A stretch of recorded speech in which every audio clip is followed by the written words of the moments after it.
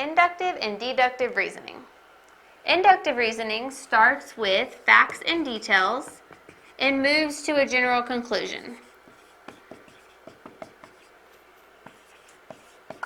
So it lists different details, different examples, and moves to a general conclusion or helps you come to a certain conclusion. Now, inductive reasoning is probabilistic, which means that it's based on probability. You hear certain facts and you come to a conclusion, and that conclusion is going to have some level of probability to it. Now, these conclusions can be strong or weak, and they can be proved false. You could come up with a conclusion that doesn't actually happen. It's not something that's true. But based on the examples you were given or the facts you were given, the conclusion makes sense, even if it's not true. And that's how inductive reasoning works. So let's look at some examples. We have seen 30 white swans, therefore all swans are white. Well, based on the 30 examples that we've seen, this statement makes sense. This conclusion that we drew using inductive reasoning based on our 30 examples would make sense. But is it true? No, not all swans are white. You've got other colors. So this isn't a true thing. This is a false conclusion. But we did use inductive reasoning to get there, basing our conclusion on our examples. Let's look at the next one. Basketball players are tall. John is a basketball player. John must be tall.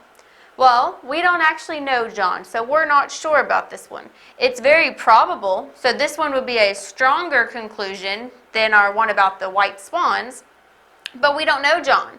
John could be short. John could just be really good at making goals. That doesn't mean that he is going to be a tall person. So it's probable, it's a stronger conclusion, but we don't know for sure. We just use inductive reasoning, knowing that the basketball players are generally tall, and knowing that John is a basketball player, to figure out that John is probably tall. This is called bottom-up logic. We start at the bottom with our examples, and we build on those facts, details, examples to come to a conclusion. So bottom up to the top to build our conclusion. Next, let's talk about deductive reasoning. Deductive reasoning starts with a conclusion and then explains the facts, details, and examples that support it. So you start with one basic conclusion, one basic statement, and then give facts and details that can support it or that are examples of that statement. This one links premises with conclusions. So you come up with a certain premise and it's linked to your conclusion that you started with. If all premises are true and clear, then the conclusion must also be true. So you start with this one. All dogs are mammals. Okay. All mammals have hearts. Okay. So based on the fact that all dogs are mammals and all mammals have hearts, all dogs must have hearts. So you've got dogs are mammals and mammals have hearts, which means that dogs must have hearts since they are mammals and all mammals have hearts. This is a true conclusion, and that's because all the premises are true. So if all premises are true and clear, then the conclusion must also be true. So on this one, we have true, all dogs are mammals. True, all mammals have hearts. So it's true that all dogs must have hearts. And this one is a true conclusion based on deductive reasoning. Now let's look at example 2. All birds can fly. An ostrich is a bird. All ostriches can fly. So we use the fact that we know all birds can fly and an ostrich is a bird to tell us that an ostrich must be able to fly. So let's look at each of those statements. All birds can fly. Well, that one is false. There are actually about 40 different species of birds that can't fly or are called flightless birds. An ostrich is a bird. Well, that one's true. All ostriches can fly. That one is false. Ostriches are a species of flightless birds. So since the first sentence was false, the second sentence, our conclusion ended up being false. And that may not always be the case, but whenever you don't have all your premises leading up to your conclusion true, your conclusion might not be true either. Now, we did use deductive reasoning to get there. So even though this is a false conclusion, we were basing it on the information we were given, on the conclusions that were given to us. We came up with this example of an ostrich, and it just wasn't correct. It wasn't true. So over here we had false conclusion, possibly false conclusion, true conclusion, and false conclusion. So using inductive and deductive reasoning is not going to be 100% accurate, but it is going to give you different ways to reason out information you have and try to make a conclusion based on one of these kind of logics. And deductive reasoning is also called top-down logic because you start with known conclusions and work your way to specific examples at the bottom. So you start at the top, known conclusion, work your way down to the bottom to specific examples. So whenever you are trying to figure out a problem or figure out how to connect information that you have, you can use inductive reasoning and deductive reasoning, and just make sure that you are paying attention to whether you have facts and details to start with that you can base a conclusion on, or whether you've got broader conclusions that you're going to be coming up with examples for. And remember that they won't always be true. You might still have to go and research whether the conclusion you come up with is accurate or not. A cause and effect relationship is when something happens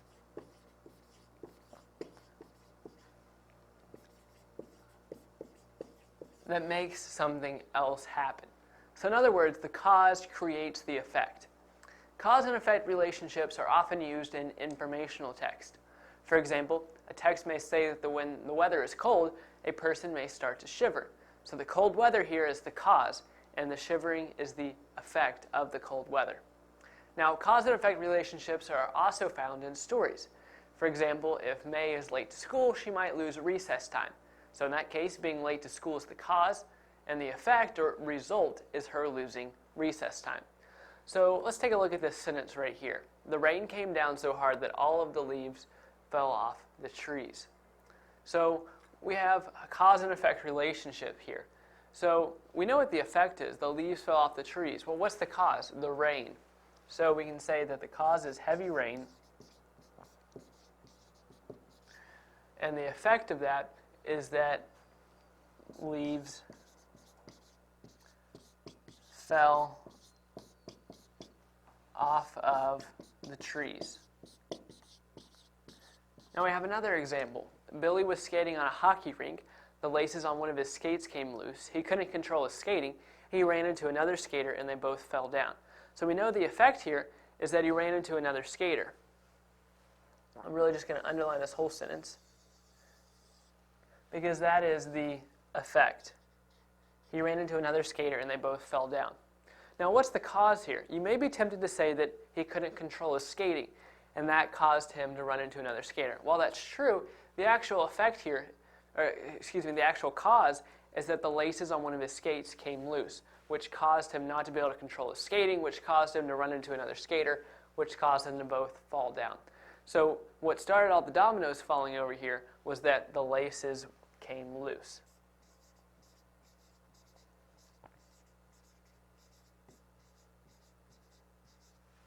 So that's a look at cause and effect relationships. Point of view.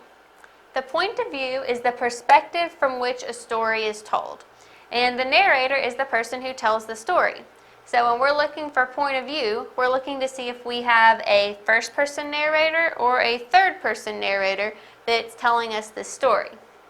In first person, your narrator is going to be your main character.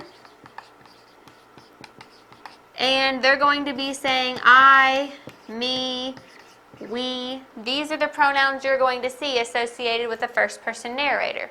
If it's the main character, you're only going to get to know what the main character knows. You're only going to get to read about what that main character does or what he does with someone else. But you won't know about anything that doesn't happen involving the main character because this is written from a first-person point of view and you're only going to hear from this viewpoint. Third person is the most common point of view.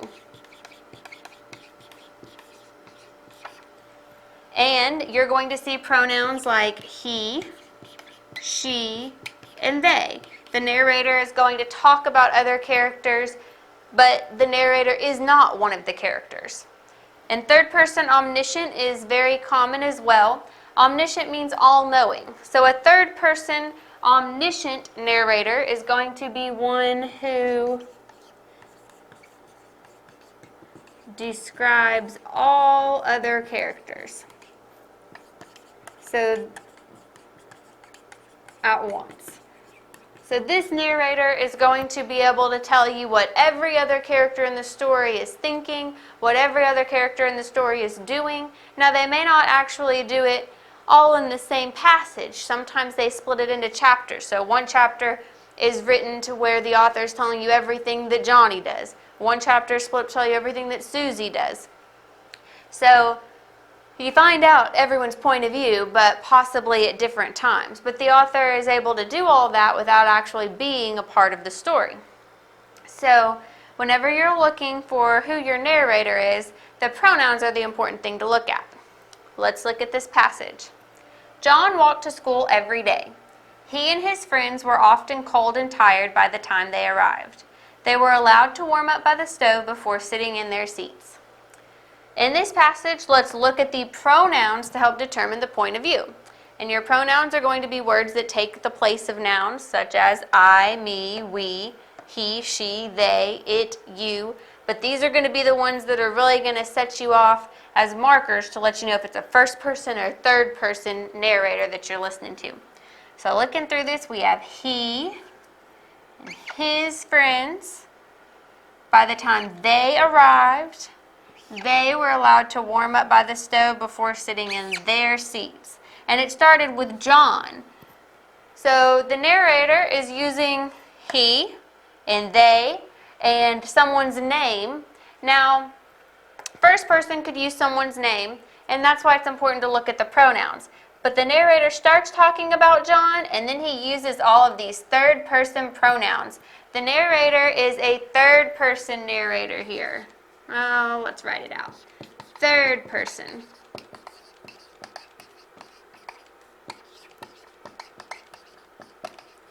And you know this because you're looking at the pronouns. And the pronouns are all telling you that the narrator is telling you what's happening, but the narrator is not a part of the action. So the point of view is a third person point of view. So whenever you're going to find point of view, you want to know this because the perspective of the story, who it's coming from, is important. If it's coming from a certain character or if it's coming from a first person or a third person point of view, then you're going to have a different plot or have information, more intimate information in first person and a greater variety of information with third person. So it's always important to determine your point of view whenever you are reading a story. So just keep in mind that the best way to find that is by looking at the pronouns. I, me, and we, he, she, and they. When looking at a passage, it's good to determine the author's main point and their purpose. So another term for main point would be main idea. So basically this is what the author is trying to convey. It's the most important information that the author is trying to convey to the reader. Then there's purpose. This is why the author is trying to convey the information. So we could say that the main point is the what, and the purpose is the why.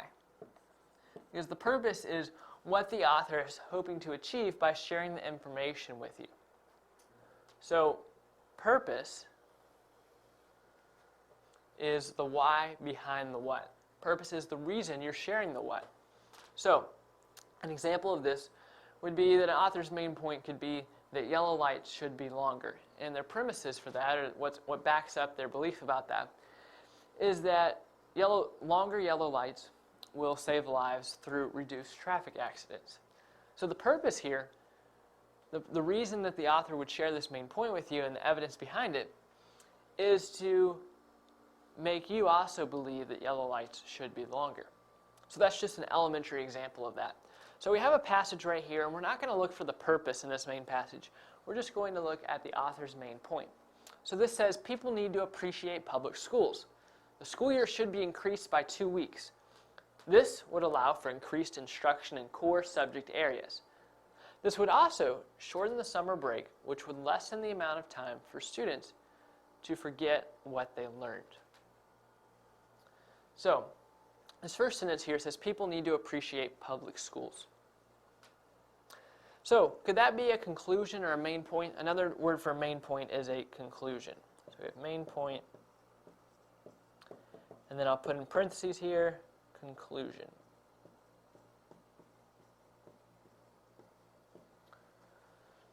And then we have premises that back up a main point. This is basically kind of the evidence or the reasons behind that main point.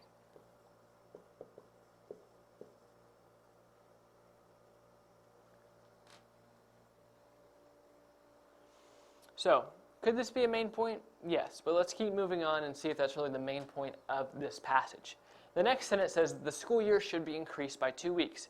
Could that be a main point? Absolutely. Now, remember, a main point needs to have premises, things to back it up, facts, figures, arguments, anything like that to back it up. Okay?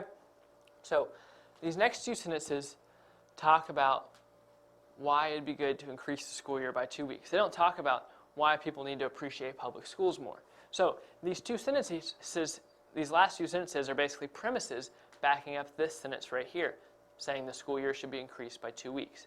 So this second sentence here is the main point. This first sentence is really a distractor. Now, in kind of a roundabout way, if the school year was increased by 2 weeks, then maybe people would begin to appreciate public schools more and begin to appreciate all that they're teaching children. But that's kind of a roundabout way, and these two premises right here relate more directly to this sentence here than they do this first sentence. So, premises can be thought of as the foundations or the building blocks for the main point. Without premises, a main point crumbles because there's nothing to back it up. So you have to have those premises. So that's a look at author's main point or purpose. Authors use language and word choice to convey a certain style, tone, and mood in a piece of literature. So style, tone, and mood are all different, but they're somewhat similar. They have to do with the way the author writes, the words they use, and the way they grammatically structure their pieces of writing.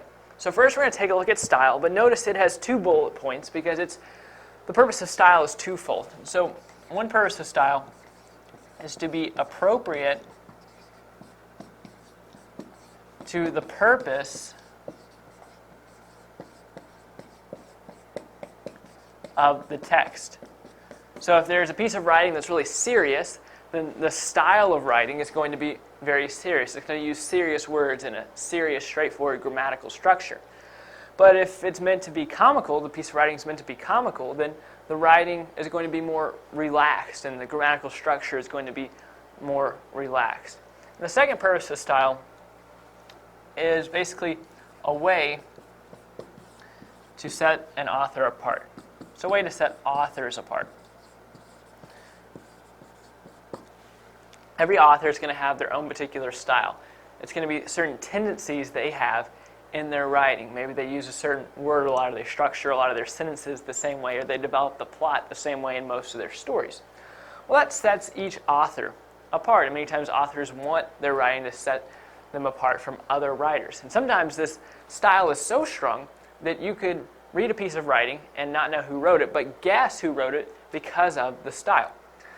Now, the second thing we're going to talk about is tone, which is the author's attitude toward the subject. And so basically, this is the author's attitude towards whatever the author is writing about. And so many times you can tell through the writing whether the author is for or against something. So sometimes an author might write something that's like a persuasive essay. And in that case, it's going to be very obvious what their attitude towards the subject at hand is, because they're trying to persuade you one way or the other. But sometimes an author just writes an informative text, but you can still often tell what their tone is, because whether they're trying to or not, many times they'll word things certain ways that can tell you how they feel about something. And so that's the tone. Now the mood is like the tone, but it's for the reader. And so basically it's the feeling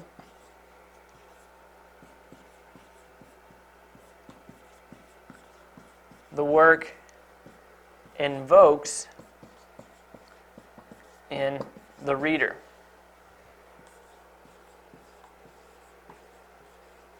So here we talked about the author's attitude towards the subject. We could define mood as the reader's attitude towards the subject. It's how the piece of writing makes the reader feel after reading it. So you can see how style, tone, and mood are similar in that they all pertain to the word choice and the particular language that is used.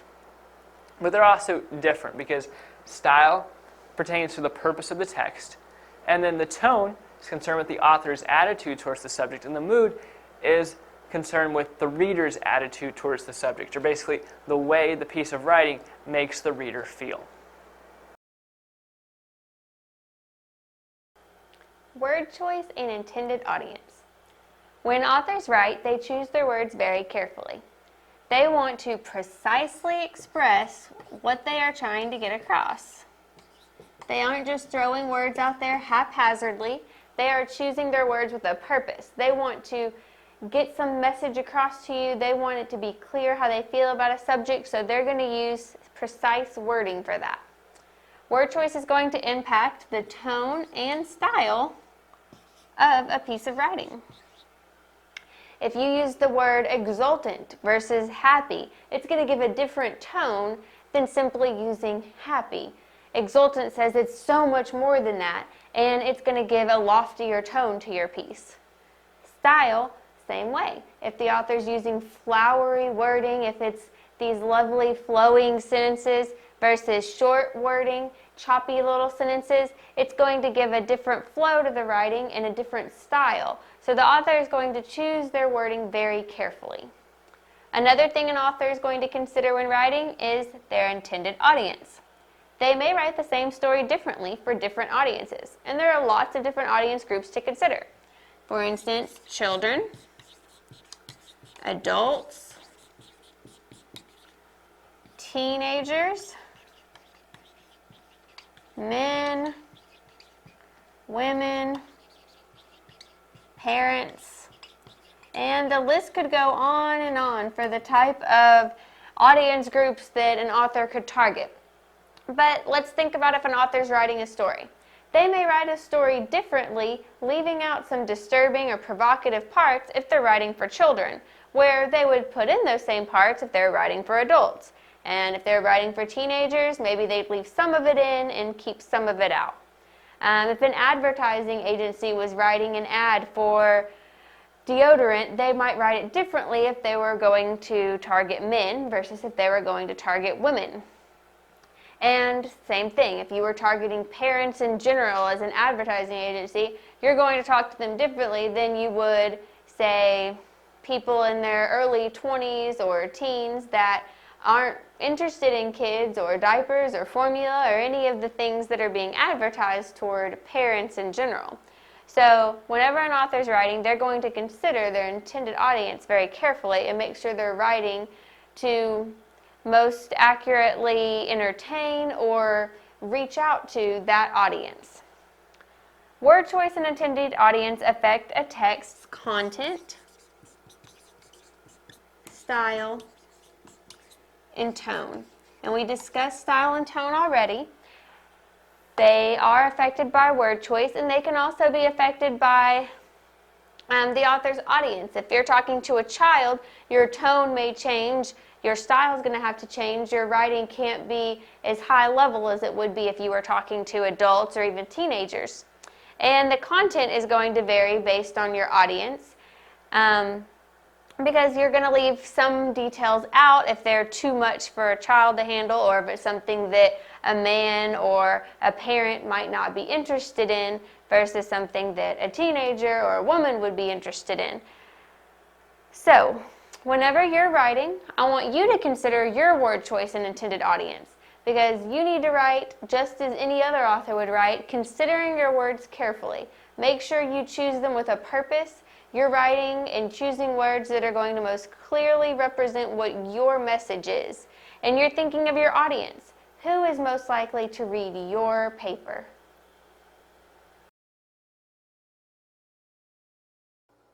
When someone infers something, it means they form a conclusion about something the author has not actually stated by making logical deductions from things he has stated. So, if you were to just read the first part of this definition, you might think that an inference is a guess, because the first part of this definition says forming a conclusion about something the author has not actually stated.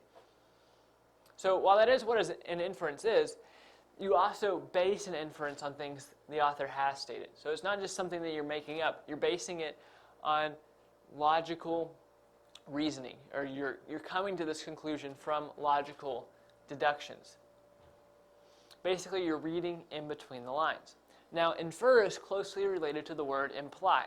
Imply and infer are flip sides of the same coin. An author implies something by suggesting it without saying it directly, and then a reader infers what the author is trying to imply. So this passage up here says, the saying that job applicants should dress for success is not far from the truth. An interviewer's first impression of a job candidate will be based on what they see. The interviewer will most likely process a resume in light of that first impression. The nicer someone dresses, the more serious they probably are about a job. So, after you read this passage, you're now faced with a question. The author would most likely agree that. And then you have several options here. So there will be many times when you have to read a passage and then answer a question about it. And so a lot of times the question will be something like the author would most likely agree that, or the researchers would most likely concur with which one of the following, or the argument most strongly supports which one of the following, or which one of the following can be properly inferred from the passage above. Any of those are all relating to this same core question. What can you infer from this passage? So A says women do better than men in interviews. So we have to make a distinction here between things that are true and things that can be backed up by the passage we just read. So women may actually do better than men in interviews. I haven't seen the statistics on it. So just say, for example, that this is true. Women do better than men in interviews. This is still not a correct answer because we're trying to make an inference from this passage up here. And the author never talks about women versus men in interviews. So we cannot go with A. B says interview questions should focus more on achievements than goals. Well, I mean, that makes sense that you should ask a candidate about their past achievements rather than their future goals. But again, there's nothing to back it up, no evidence for that. C says job applicants who dress nicely feel more confident. That sounds good. That's probably true. And that seems to be supported by this, because you think if you dress for success, then you'll be more confident. That may be what this phrase is kind of saying, is that you'll feel more confident if you dress for success. But nothing else in this passage backs up C. Overall, this passage is not about the job applicant feeling more confident. It's more about the impression their dress gives to a potential employer or the interviewer. So we come to D.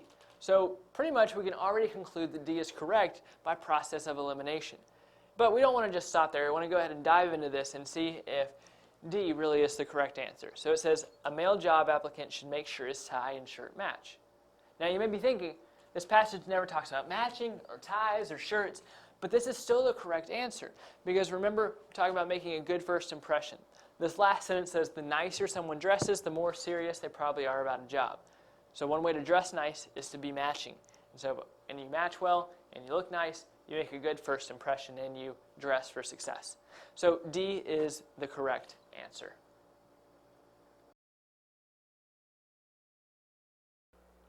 Parallel reasoning basically deals with the logical structure of arguments.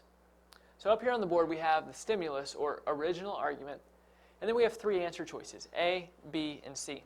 So we're looking for the answer choice that uses the same logical structure as the stimulus.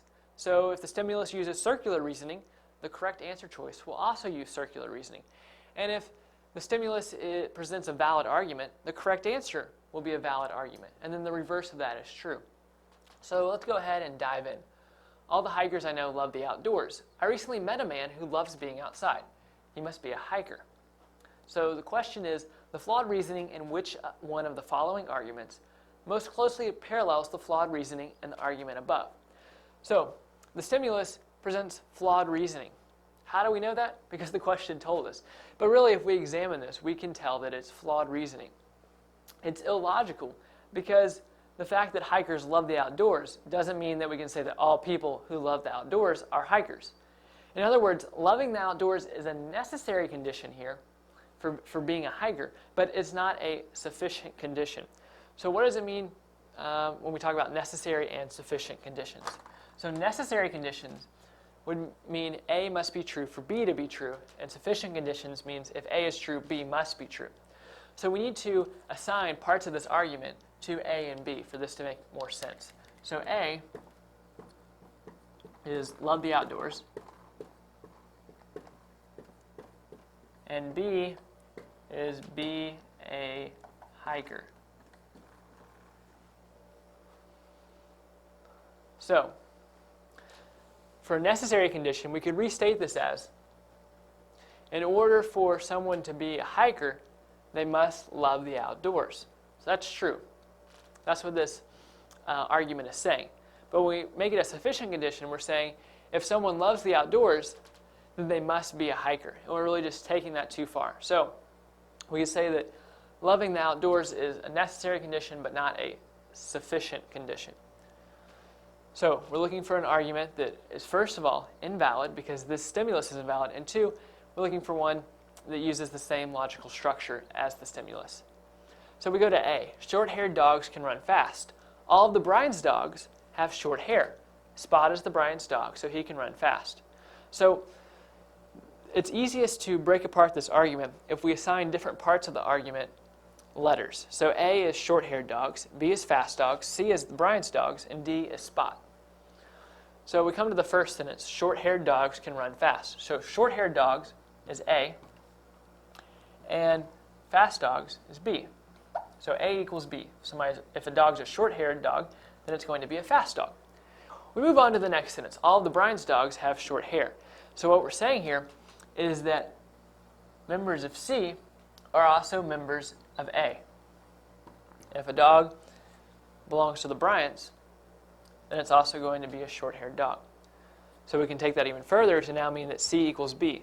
Brian's dogs are therefore going to be fast dogs. The last sentence says Spot is the Brian's dog. So Spot is D, and then Brian's dogs is C. So we can say that D equals C. So now we can conclude then that D equals C, and D also equals A, but even furthermore, D equals B. So that means Spot equals B, which is a fast dog. So that basically is a restatement of the second part of the last sentence. So he can run fast. So Spot can run fast. So we could restate this equation as D equals B. So is this argument valid? Absolutely. So we know that this cannot be the correct answer choice.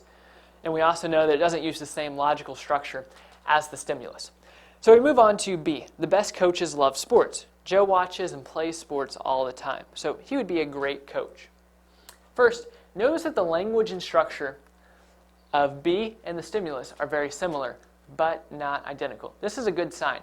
So loving sports is a necessary condition for being a great coach, but it's not a sufficient condition.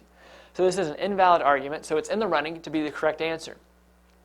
And it really uses the same logical structure, because again, we're examining the difference between necessary and sufficient conditions. So loving sports is a necessary condition for being a great coach, but it's not a sufficient condition.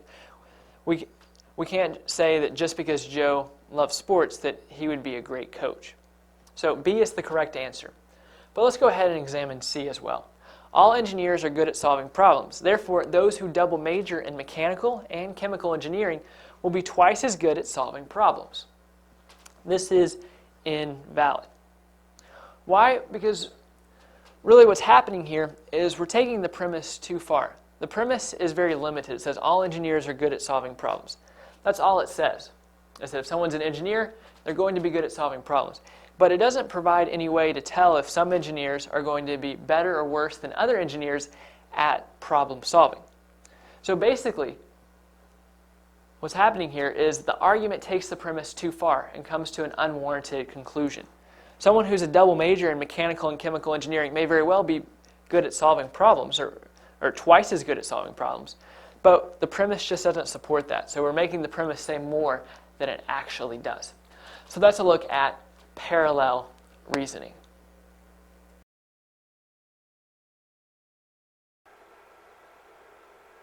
Noticing an author's position is very vital to understanding a piece of writing, because every writer is going to have a personal bias, or they're going to have a certain position on whatever they're writing about. So the way they portray something in their writing may not be totally accurate. So it's vital that you as a reader understand the author's position so you can better understand their work of writing. So first of all, the author's position is basically their stance on the issue at hand. It's what they believe about the issue they are writing about. So to help you find the author's position, you need to notice several things. Notice each point here starts with the word notice, because to find the author's position, you can't just sit back and have it come to you. You as the reader are going to have to be proactive and notice these things. So first of all, notice personal opinions. So this is basically noticing when someone is interjecting their own thoughts about something instead of actually putting fact in there. Notice bias. This is when someone words a sentence or a paragraph so that they portray something as being good, or maybe portray something else as being bad. In other words, they're not giving fact anymore. The way they word something casts something into a negative light, or makes something look very good or very positive.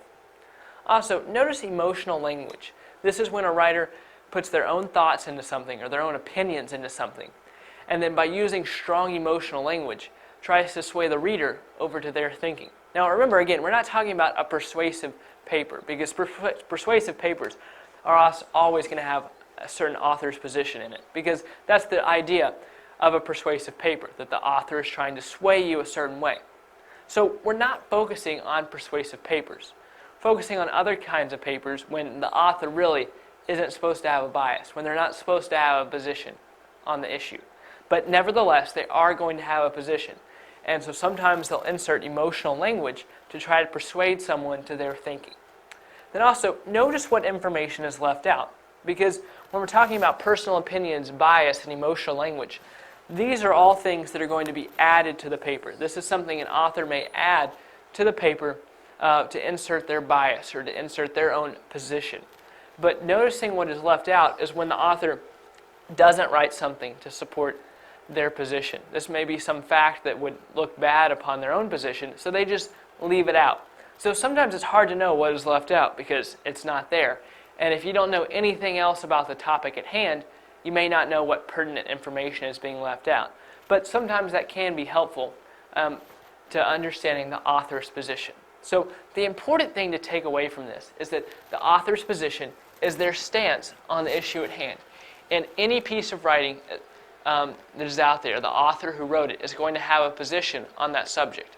So it's up to you as the reader to determine how strong that position is portrayed in the paper, and to notice anytime anything is skewed or the facts are twisted a little bit, and when the author is trying to persuade you to believe like they do. Every piece of writing should have a logical conclusion, and it's your job as the reader to identify that conclusion, mainly for the purpose of helping you to understand whether you agree with the writer or not. Because you don't want to just read a piece of literature, you want to analyze it. So one step in that process to better understanding it is identifying the conclusion to know whether you agree with the writer or not. So now I want to talk about how to identify that conclusion. So you're going to need to infer a lot, or make an inference. And to infer something just means to take what you already know and combine it with something else to draw a conclusion. So it's pretty self-explanatory. And so what you're going to have to do is you're going to have to combine two things. What you already know with the info or the information found in the text.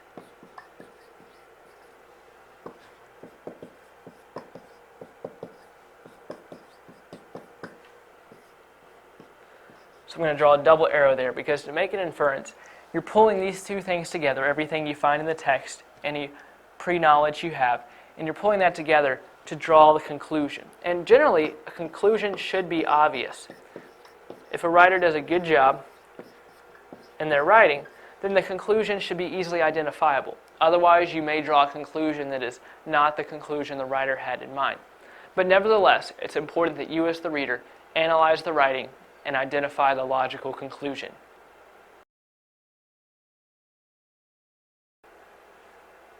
Logical fallacies are when an author uses arguments that aren't actually accurate. So it's important that you as a reader are able to determine when an argument is a good argument and when an argument is not very well put together. So I want to go over some logical fallacies that are out there that are very common for writers to use. So the first is the FOSS analogy, and that is when an author tries to compare two things that aren't actually alike. So take this for example. Failing to tip a waitress is like stealing money out of somebody's wallet.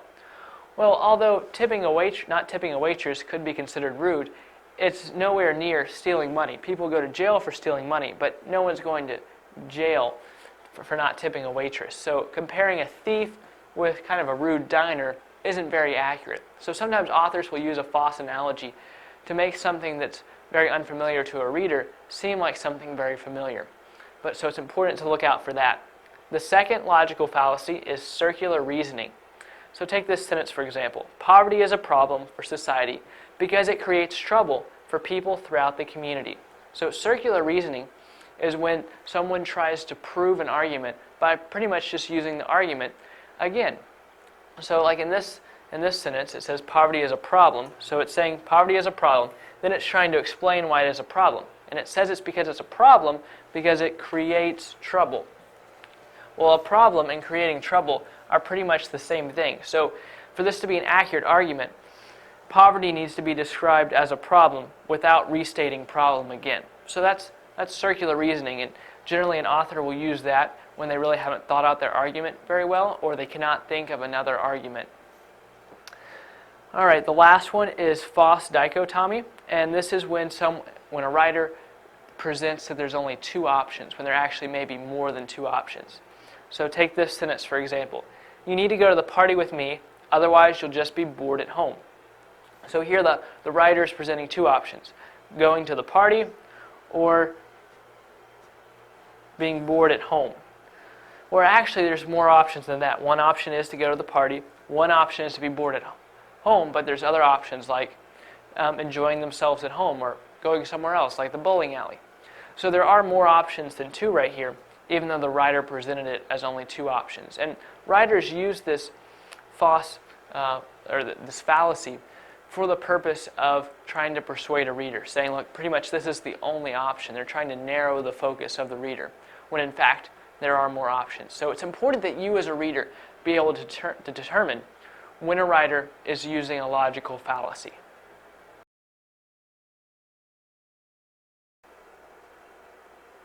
A logical fallacy is a poor argument made by a writer, or an argument that is not totally accurate. It's important that you, as a reader, are able to identify these logical fallacies so that you won't fall into the trap of believing the writer's arguments. So I want to take a look at some examples up here on the board of some logical fallacies. The first is the overgeneralization tactic. Take this sentence for example. Everybody knows she is a terrible teacher. This is an overgeneralization because everyone does not believe she is a terrible teacher. Probably many people believe she is a terrible teacher, but not everyone. So a writer may use this tactic when they don't have a good argument, and so they use large generalizations or exaggerations to make their argument look good. The second fallacy is the slippery slope, and this is the idea that if one thing happens, something else will automatically happen. Take this sentence for example. If you study hard, you will ace the test. While studying hard may help you ace the test, it does not necessarily mean that you will indeed ace the test. So this is an example of a slippery slope.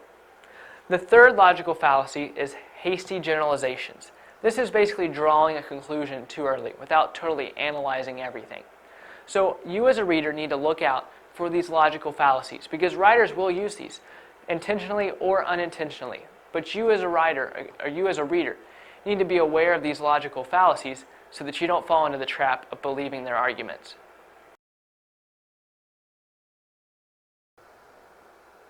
A sequence is the order in which things happen. So it's important that a reader be able to identify the sequence so they can follow along with what is happening in the passage.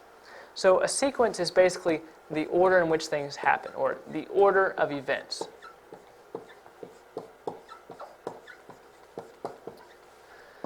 To help spot the sequence in a passage, you can look for words like first, then, last, and next. So if you find these words in a passage or other words like it, you'll know that that's showing you some part of the sequence. And so that helps you determine what happened first, then next, and then last. And finally, most sequences will be in chronological order.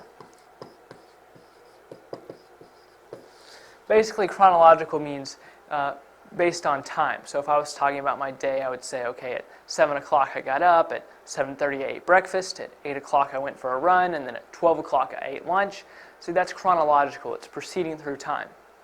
Now, some texts might not be in chronological order, and so those can be more confusing when trying to find the sequence. However, sometimes that's the best way to go about writing certain passages, so just understand that not all passages will be in chronological order, but nevertheless, it's important that you understand the sequence of events. So to practice, take a look at this sentence. He walked in the front door and switched on the hall lamp. Notice here that none of these words are present in this passage.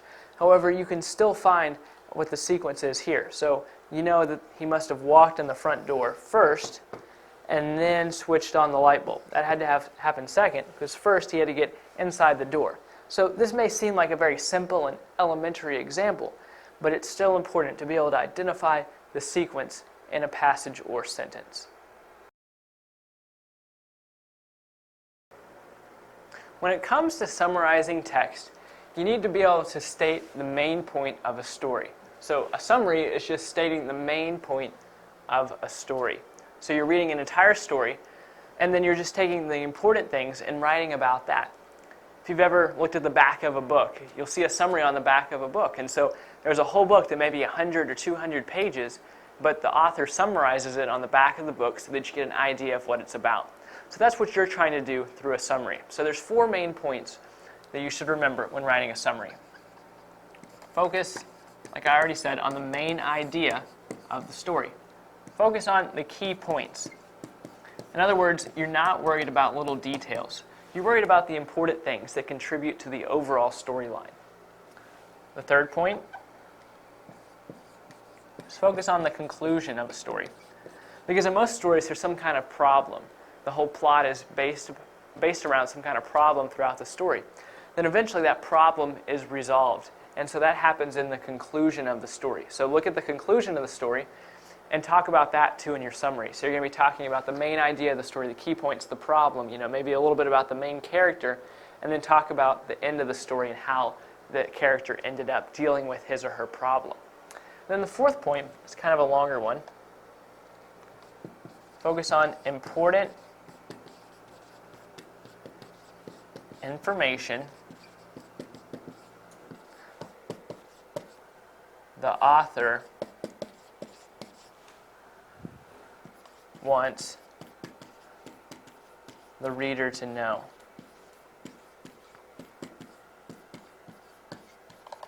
So throughout the story, you may notice certain points that the author really wants the reader to understand. And so look for that important information and include that in the summary as well. And so a summary is typically 1 paragraph in length. So it's not very long, because it does not need to be long, because you're not focusing on details, you're just focusing on the overall story. And so remember, again, you're looking for important information. And so we're not interested in details. Try not to even think about the details, just look for the main idea of the story. Now, in some cases, you might be writing a summary for a long story with multiple settings and scenes. And so a summary may be a few paragraphs in length, and these paragraphs give the main points of each major part of the story. And so the summary of a long story always includes a conclusion to wrap up the story as an entirety. So like I said, the summary is usually going to be one paragraph, but if it's a really long story that has lots of different settings, lots of different scenes, lots of different problems throughout the plot, you may need to write a paragraph for each main point or major part of the story. And then for that summary, you're going to write a few paragraphs, and then you're going to write a conclusion that's going to kind of summarize that whole story. And so only make a summary longer than one paragraph if you feel like you cannot include all the important information in one paragraph. So again, a summary states the main point of a story.